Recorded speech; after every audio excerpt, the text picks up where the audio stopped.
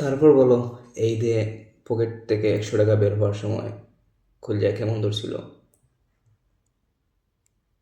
ধরে নাই?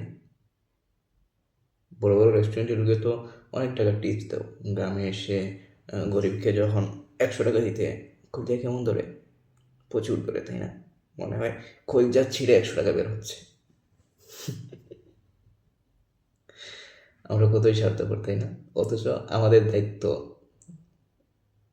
ঈদে আত্মীয় স্বজন, পাড়াপড়শি সবাইকে খুশি রাখা, নিজে খুশি করা এবং তাদেরকে খুশি রাখা।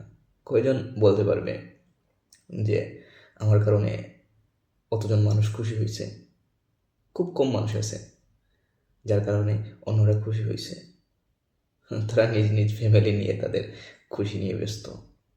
অথচ আত্মীয় স্বজন যে খুশি করতে পারছে না, তাদের দিকে খেয়াল করারও সময় নাই তাদের। হ্যাঁ, আমরা কতই স্বার্থপর।